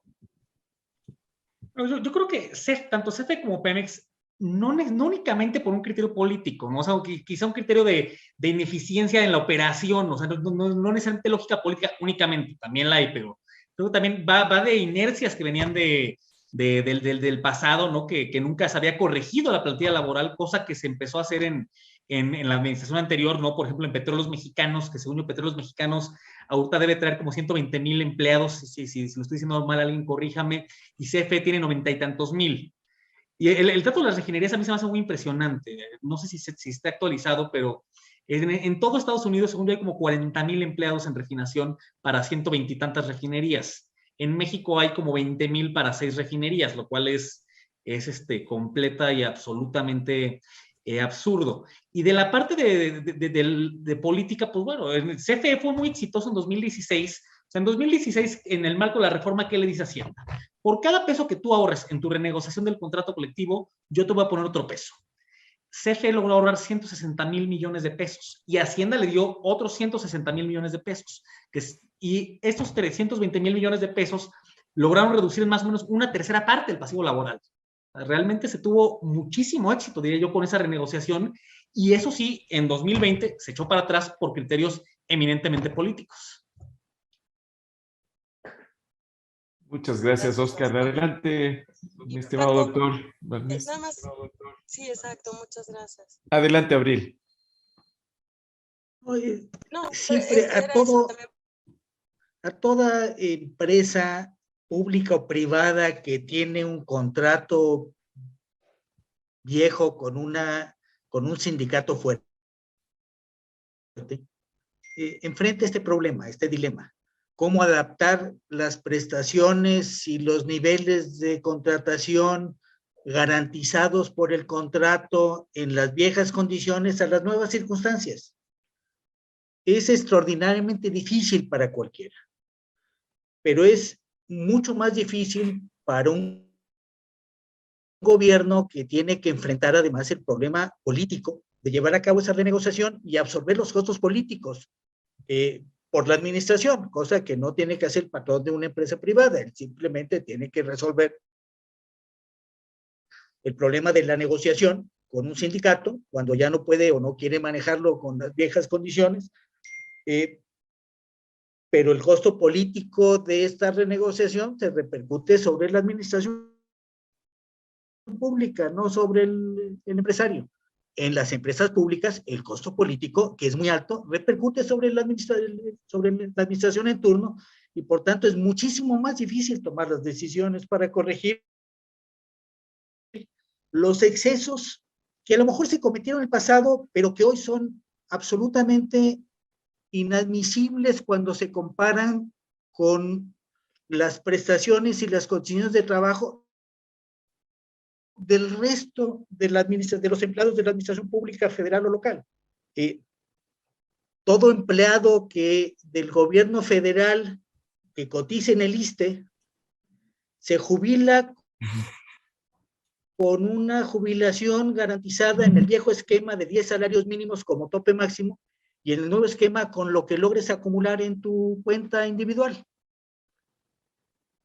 En los contratos que tiene Pemex y CFE, te jubilas y que le han repuesto hoy a los trabajadores de la CFE después de una renegociación complicada, te jubilas con el salario de tu último nivel en el contrato. Puedes haber trabajado 30 años, desde achichincle hasta gerente, ganando desde unos poquitos pesos hasta un buen sueldo al final, y los próximos 30 años, como jubilado, recibes el último salario que recibías el último día de tu liquidación, o quizás mejorado, y además protegido contra inflación. Cuando nos moríamos en promedio 2 años o 3 años después de jubilados, el costo para el país era bajo. Hoy que tenemos la mala idea de morirnos en promedio 30 años después de habernos jubilado, es absolutamente imposible absorberlo en cualquier operación eficiente, ¿no? Es simplemente lleva a la ruina cualquier país inclusive, y los diferentes países del mundo han tenido que pasar procesos muy complicados, están pasando procesos muy complicados para renegociar las condiciones que otorgan a sus jubilados. No somos la única excepción. Francia está en general, ¿no? Y que la reforma eléctrica es la responsable de que hoy la CFE esté perdiendo dinero, no es cierto. Los 3 primeros años después de la reforma tuvo utilidad, las mejores utilidades de los últimos años de su historia. Y es a partir de que entra esta nueva administración y toma estas decisiones cuando hoy está perdiendo dinero como nunca antes había perdido. Nada más un comentario. Cuando yo era director general de Intergen, pues la planta de Bajío se podía operar con 24 personas, pero las negociaciones con el sindicato eran muy fuertes y finalmente se tenía que operar con más de 100 y tantas personas, ¿no? Y además, pues todo el costo adicional que uno le tenía que dar, uniformes para el deportes, el fútbol y bueno, todo lo demás, ¿no? Entonces, pues sí, es un punto importante. Y por otro lado, en alguna de las conferencias que dimos aquí en el clúster, pues hicimos una gráfica donde vemos qué personal tiene las distintas empresas eléctricas de los distintos países y Comisión Federal de Electricidad, y CFE estaba casi en el último lugar de 15 que se analizaron.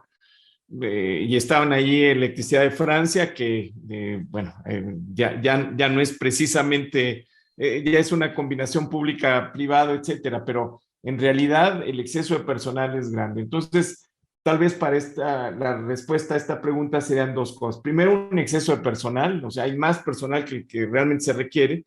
Y número dos, unas condiciones laborales, pues que no la hay en ninguna de las empresas públicas o privadas de México, ¿verdad? Que no hemos discutido adecuadamente, que es por qué le da soberanía al país el que la CFE sea propietario de las centrales de generación. Y analicemos la diferencia entre las centrales de los productores independientes de energía, cuya energía es propiedad de la CFE cada vez que se despacha y se genera, y está sujeta al despacho económico al igual que las centrales eléctricas de la CFE. ¿Cuál es la diferencia entre unas y otras? Entre tenerla y operarla por la CFE o tenerla contratada. En primer lugar, a la CFE, la Comisión de Gasto y Financiamiento de la Secretaría de Hacienda no le autoriza un proyecto de inversión. Pasé varias sesiones discutiendo o acompañando a mis colegas de la Secretaría de Energía y de Pemex y CFE defendiendo proyectos de inversión de la CFE en esta comisión.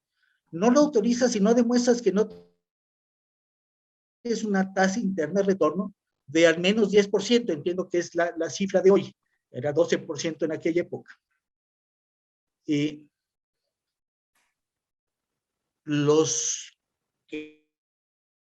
Entiendo que la gran mayoría, si no la totalidad de las centrales que fueron autoconcedidas o contratadas por la CFE a los productores internos independientes de energía,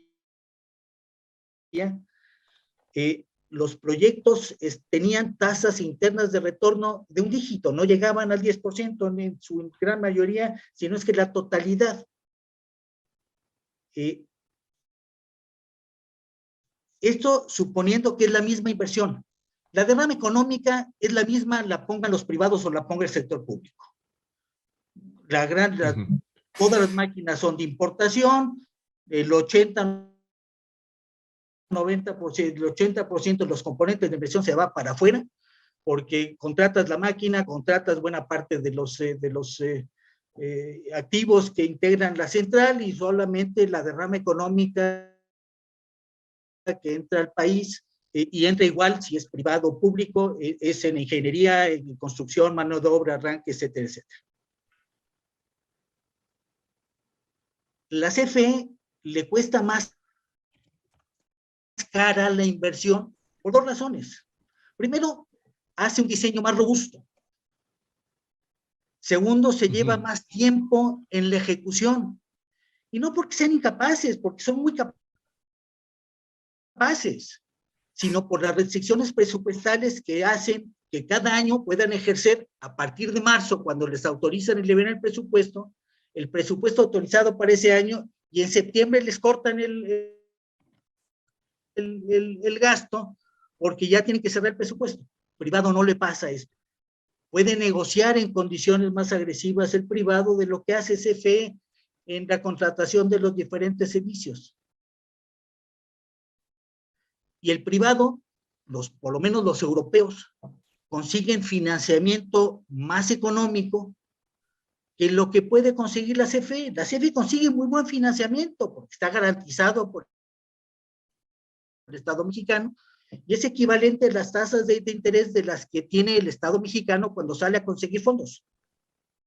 Pero en Europa, cuando se construyeron todas estas centrales, había excedentes de capital y las tasas financieras eran extraordinariamente favorables, y muchas de ellas además tenían la garantía del Estado correspondiente, Francia, España, Alemania. Caso de electricidad de Francia, desde luego. Entonces, pueden tener una inversión más rápida, con menor costo, con una tasa una tasa de retorno menor, porque hay una competencia feroz, había una conferencia feroz entre las empresas por conseguir estos contratos, porque les daba una garantía de retorno asegurada para 20 años, lo cual les permitía depender de un porcentaje mayor de financiamiento, como lo hace la propia CFE, por cierto, no es que... Y luego tienes costos de operación. Los costos de operación más importantes son los del gas que consumes, pero los costos marginales de operación que tienes que pagar, fijos o variables, más todos los costos fijos, son muchos más altos, por lo que comentaba Abril. Tienes un costo laboral mucho más alto y un costo de mantenimiento más alto, porque tampoco te autorizan el presupuesto de mantenimiento cuando debes hacerlo, porque no hay presupuesto federal muchas veces. Entonces difieres mantenimientos y acabas pagando un costo más alto, eventualmente de mantenimiento, y acabas derrateando la turbina, los sistemas por el tiempo que diferiste el mantenimiento, con un costo mayor que va a repercute sobre el usuario. ¿Eso te garantiza soberanía, el tenerlo dentro de tu propiedad y bajo tu control? No. Lo que te garantiza soberanía no es quién es el propietario de la central de ciclo combinado que está operando con gas, sino si tienes la garantía del suministro del gas con que operan estos ciclos combinados. Y el 85 o 90% del gas del país y prácticamente la totalidad del que consume todo el mundo menos CFE, porque el que produce CFE apenas le alcanza para sus propias necesidades, es importado de un solo proveedor. Y nos llenamos la boca de decir que queremos soberanía nacional porque queremos el control de la propiedad de las centrales, cuando no hay un solo elemento de política pública dirigida a garantizar la seguridad de suministro de gas natural, del que depende todo el país, no solamente las centrales eléctricas de la CFE, sino las privadas, y el 50%, el 45% de la demanda energética de este país depende de gas importado de un solo proveedor. Esa sí es un riesgo de soberanía nacional, y no hemos hecho absolutamente nada en política pública en esta administración por garantizar la seguridad del abasto del combustible que es crítico para la operación de estas centrales, cuando no hay la menor diferencia. ¿O el almacenamiento de gas? De si las centrales no hay una política de almacenamiento de gas natural aquí. Ya de CFE, o está contratada 25 años por la CFE y toda la energía es tuya y está sujeta al despacho como si fueran tuyas. Oscar, ¿tenías algún comentario acerca Nada más que quería poner un comentario de Paco que me parece importantísimo, que es el gas natural es un riesgo soberanía. O sea, importarlo de Texas está muy bien en la medida que tengas una política de almacenamiento. O sea, que son preguntas que no nos hemos hecho, ¿no? ¿Cuántos días? ¿Qué tecnología? ¿Caverna de sal? ¿Yacimientos agotados? No tenemos esa conversación.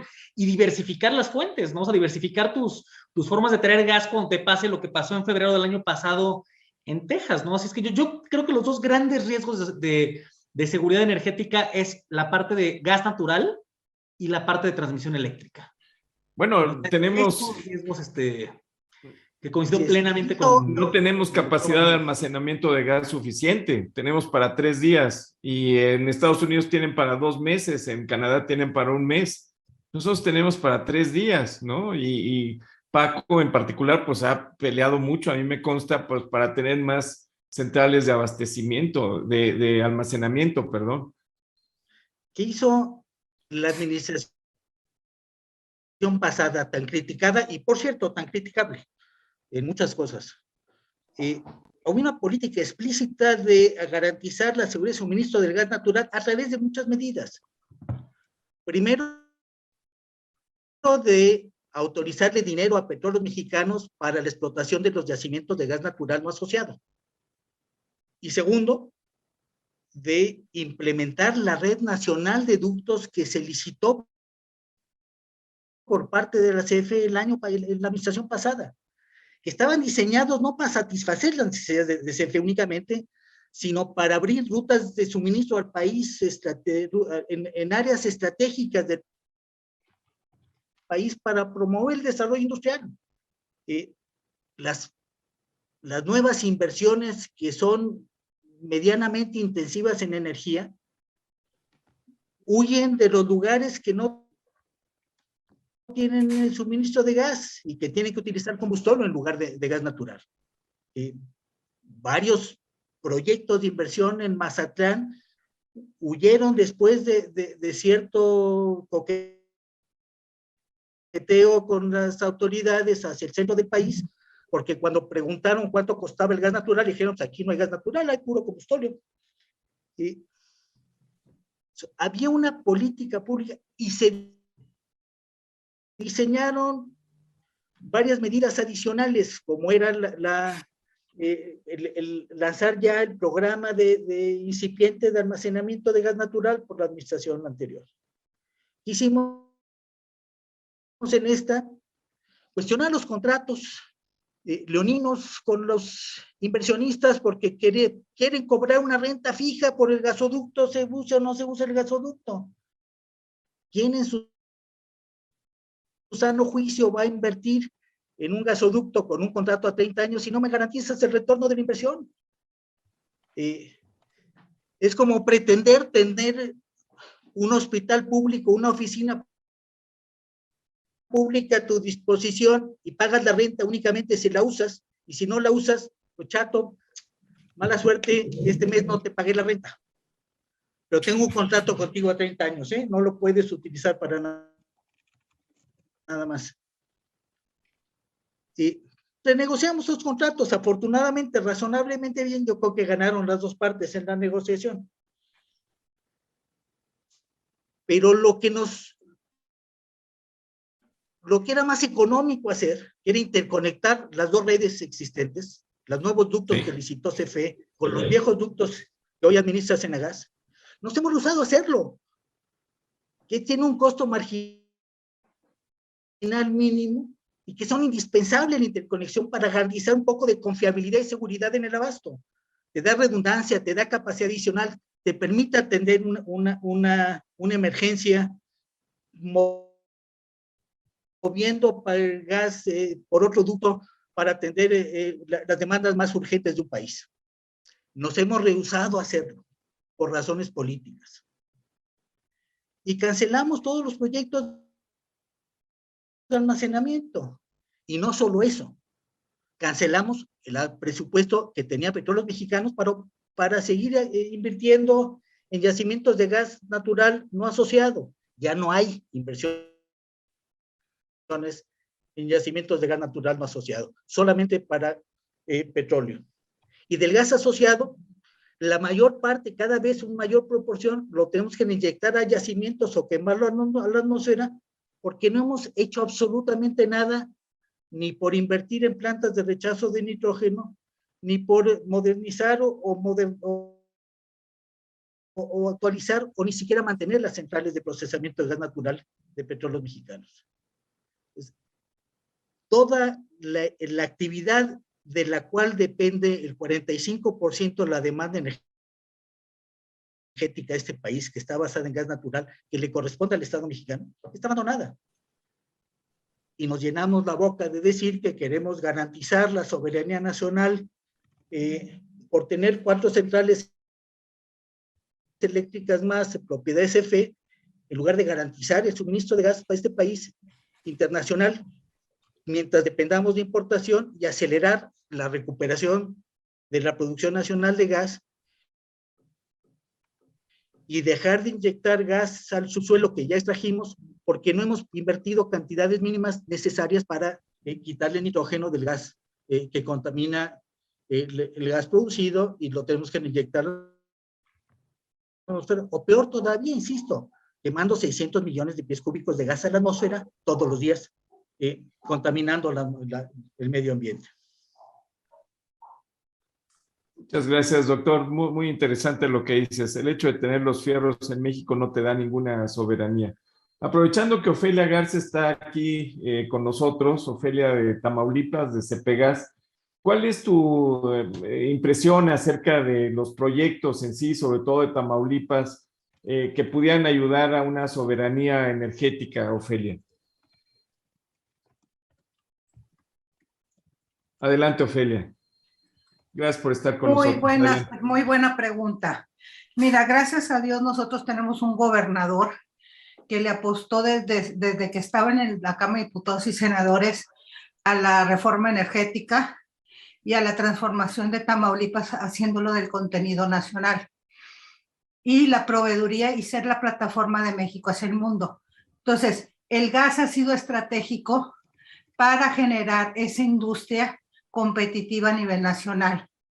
Es importante que viendo todas las proyecciones, acabamos de estar en el primer foro de hidrógeno verde, hidrógeno azul. Yo no sabía que existían tantos hidrógenos, pero fue una experiencia maravillosa, donde estuvieron los expertos en la materia, los inversionistas y también el gobierno. Entonces, aquí empezamos a hacer la sinergia, el gobierno de, un ejemplo, Tamaulipas y Coahuila y Nuevo León, donde el día de ayer se le apostó el gobierno de Estados Unidos a estos 3 estados para generar ese gas que se necesita para empezar a hacer las proyecciones. Y ver, el segundo paso es el almacenamiento. Tristemente, no tenemos almacenamiento en México. Se dice que se tiene, pero no tenemos ni para 2 días. Lo vimos con la problemática del año pasado, donde se congelaron las tuberías en Estados Unidos, y nos quedamos, no nomás Estados Unidos, Texas sin luz, sino también México. Y eso nos vino a afectar a la economía. Ahí es donde estamos viendo y visualizando que México está bien comprometido con Texas, y de la mano se hunde una y nos hundimos los dos. Entonces aquí no hay que el resfriado le da a uno y el otro la pulmonía. Aquí lo vimos el año pasado, a los dos nos dio pulmonía. Entonces estamos tan unidos, y hay que empezar a ver esa proyección donde hay que apostarles a las energías renovables y a las energías que en realidad la naturaleza no las da. Hay un potencial muy fuerte en hidrógeno, donde Comisión Federal de Electricidad ya volteó a ver. Gracias a Dios, desde el 2015 estuvimos Tamaulipas tocando esa puerta y nos decían que era imposible. Ahora diferentes países como Alemania le apostó a Tamaulipas, precisamente la GIS, junto con una empresa que se llama Inicio con H, le apostó a Tamaulipas, y juntos hicimos el estudio para empezar a hacer esa proyección energética que puede tener México. Entonces, una de las ventajas que tenemos nosotros es de que tenemos un gobernador que le está apostando 100% a la innovación, no nomás tecnológica, sino a la innovación energética. Entonces, si nos unimos todos, aunque sea empezar en un estado, pero unificados todos, creo que vamos a hacer una proyección y un llamado a los 3 niveles de gobierno, tanto municipales, estatales y federales, que estamos presentes el empresariado y la academia juntos. Estuvo gente del Politécnico, estuvo gente de INEL. No, estábamos de lujo ayer y viendo toda la proyección que se puede y tiene México para iniciar este desarrollo. Entonces, el gobierno, desgraciadamente, ha politizado todas estas, tanto Pemex como Comisión Federal de Electricidad, todo lo ha politizado. ¿Qué debemos hacer nosotros como empresarios? Unificarnos y hacernos oír todos juntos y decir, esto es lo que necesitamos. No qué es lo que queremos, no. ¿Qué necesitamos?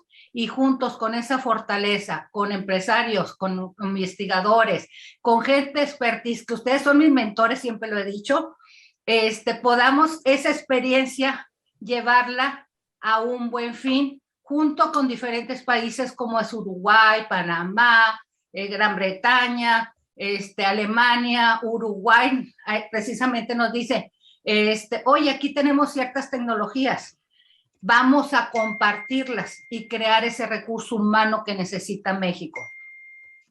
Una de las cosas que llevamos en conclusión el día de ayer, en el cierre, es unirnos y juntos, con la misma voz, decir a todos los gobiernos, aquí estamos, sí podemos, y quien nos abra la puerta hay que iniciar por esos estados. Tamaulipas está puesto en el gas, ahorita vamos a seguir en el almacenamiento, y el día de ayer se juntó Coahuila, Nuevo León y Tamaulipas con Estados Unidos, con Ken Salazar, para hacer esa firma de convenios de que vamos todos juntos. Entonces, vamos a iniciarnos. Aunque estén en México, que estén en el Bajío, todos esta energía, si nos unimos, es para el bien de México. Y hacer reaccionar a este gobierno, no echarle, no criticarlo. Hay que hacerlo reaccionar y decir, estas son las herramientas que tenemos para trabajar todos juntos hacia un México que deseamos que sea esa plataforma que tenemos, que Dios nos dio, porque nos dio todo.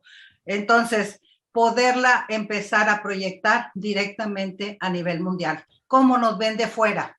Con un potencial fuertísimo. Pues vamos a creérnoslas, porque no nos las creemos. Desgraciadamente siempre oímos lo negativo. Vamos a oír lo positivo que hablan de nosotros para fortalecerlos y luchar por el bien común, que es nuestro México y nuestra gente. Eso es mi Muchas gracias, Ofelia. Una preguntita adicional. Me comentas que hubo un compromiso de parte de Estados Unidos. ¿En qué sentido? ¿En financiamiento?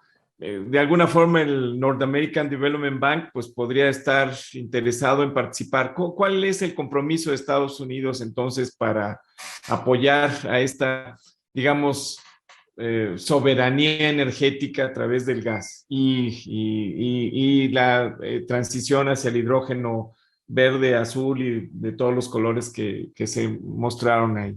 Mira, el compromiso de Estados Unidos es no más son las energías renovables. Hacer esa transición que necesitamos todos para nuestro medio ambiente. Y desgraciadamente, si no tomamos las riendas, no nomás va a ser el medio ambiente, sino van a venir los bienestares que en vez de bienestar va a ser una pesadilla, que son las enfermedades que lo estamos viendo con el COVID. ¿Qué es lo que le está apostando Estados Unidos a México? Generar un fideicomiso o generar la proyección que se necesita México para trabajar de la mano con Estados Unidos. Como les digo, aquí no nos da, nadie es más, si a los dos nos van a dar pulmonía, nos van a, es a los dos. ¿Qué es lo que se está requiriendo? El agua. Para el gas hay que generar agua. No tenemos almacenamiento. No tenemos infraestructura. Eso es lo que nos está apostando Estados Unidos. ¿Qué necesitamos? Nos está escuchando nuestras necesidades para podernos abrir las puertas. Y empezamos precisamente con el agua.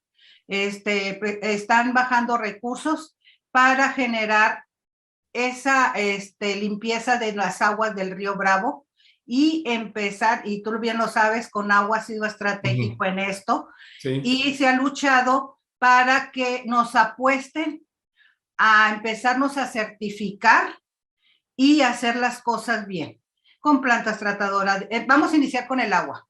Segundo, con las energías solares y las energías, lo que es la eólica, para poder hacer también toda la proyección del gas y poder hacer competitivo la industria y quitar precisamente los fósiles en la industria para meter poco a poco, ir haciendo esa renovación y apostarnos con dinero.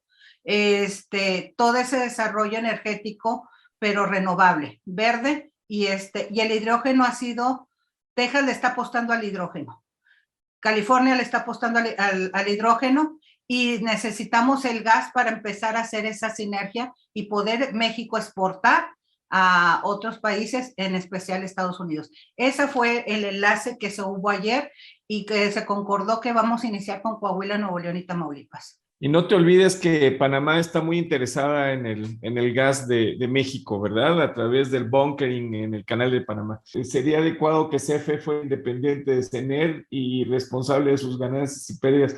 Digo, hay preguntas así, hay mucho fondo. Yo diría, esa es una buena pregunta, es una muy buena pregunta, de hecho, para cerrar.